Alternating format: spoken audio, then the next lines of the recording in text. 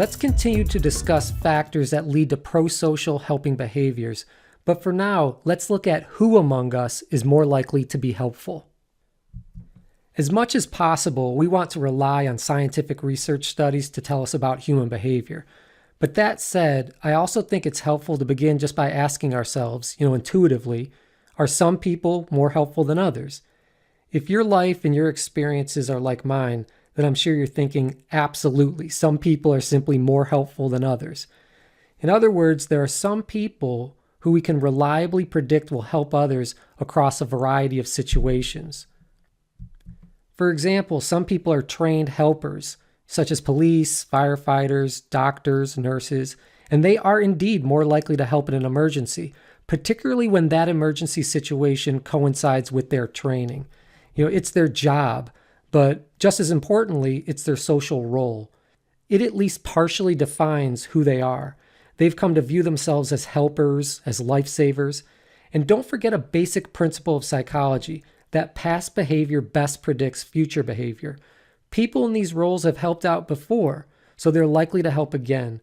They've thought about emergency situations, the dangers that they present, and what they can do specifically to help out. But the world is a complex place. There are always people in need of help, but they aren't always found in cars sinking below water. So are these guys more likely to help a person who needs $1 for the bus? What about a person who needs a place to sleep for a night? Are they more likely to clean up an abandoned city lot that has become an eyesore because it's filled with other people's trash? That's where things get more complicated. Help is needed in practically every situation that you can imagine, so researchers can study helping behaviors in many different ways. And unfortunately, their findings haven't always been consistent, and as they've tried to discover which traits contribute to an altruistic personality, they've found some mixed results. Let's remind ourselves of an important principle that we've discussed previously. Human behavior is a function of the interaction between the person and the environment. That means that pro-social helping behaviors are a result of both personality factors and situational factors. And we've already discussed situational factors that influence helping quite a bit. Factors such as time pressure, role models, and the presence of other people. So let's focus on the other part of that equation. Let's focus on personality factors. To a large extent, personality factors describe the type of person that you are. And that's because personality refers to your characteristic or typical way of responding to different situations. So for example, some people are characteristically more outgoing than others, and some people are characteristically more conscientious than others. Remember, personality is heavily influenced by genetics. So in other words, some people are born more outgoing than others.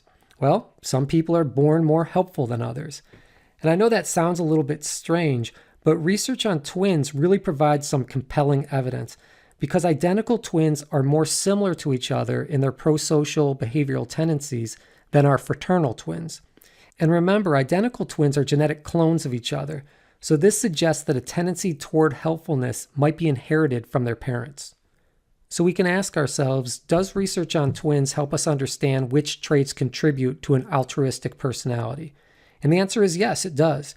And that's because one trait shared by twins and by others that reliably predicts pro-social helping behavior is empathy. You might recall that empathy involves taking the perspective of another person and actually feeling what they're feeling. It's like living in another person's skin for a while and then truly experiencing their emotions and their distress. Well, empathetic people in general are more likely to be helpful people. And the good news is that empathy is something that can be developed and taught.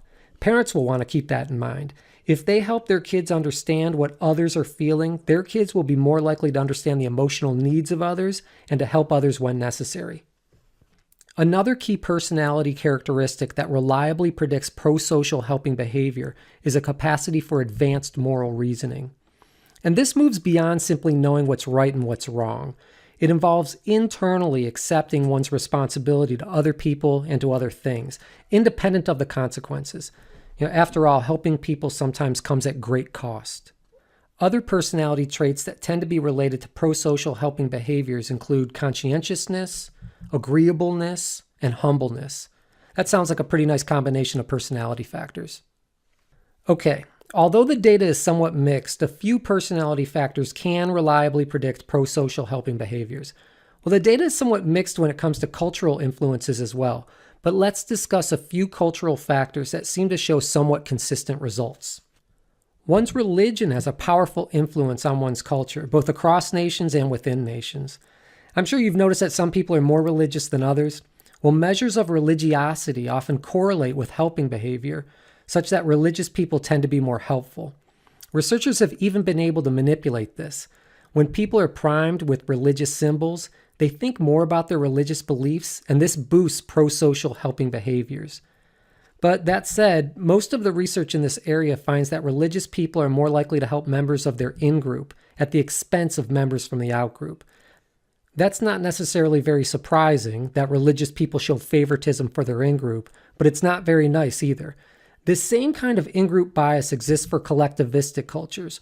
You might remember that people in collectivistic cultures define themselves in terms of their relationships with others. They're more other-focused in general, at least compared to people from individualistic cultures, who are more self-focused. So you might think that people from collectivistic cultures would be more helpful overall, but that doesn't seem to be the case, at least in part because they're more likely to help their own group at the expense of the out-group. Interestingly, some cultures at least partially define themselves in terms of their concern for other people's well-being. In Spanish, this is known as simpatía, and it's an important characteristic of many Spanish and Latin American cultures. And perhaps unsurprisingly, researchers have found that these cultures exhibit higher rates of pro-social helping behaviors. We know that empathy is a key element that underlies helping behaviors. Well, it's possible that a shared cultural concern for others creates a culture of more empathic people. Researchers have conducted field studies in an attempt to rank which countries and cultures tend to be the most pro-social. Results for the USA have been mixed, and that's partly because there are so many different ways to measure helping. Some of the research has tested how likely people from various countries are to help strangers. Other measures have included monetary donations and donations of time, like in terms of volunteering. The USA has done less well helping strangers, but pretty well in terms of donations of money and time. The USA is a rich country, so you might wonder if wealth is a key factor that predicts pro-social helping behaviors. And there is some evidence that wealth is predictive of helping, but poorer people seem to be more helpful than wealthier people. That might be because poorer people need others and rely on others to survive and to thrive. And that interdependency on others might help poorer people place additional value on helping other people. Well, that's it for this section, but stay tuned because there's more social psychology coming up soon.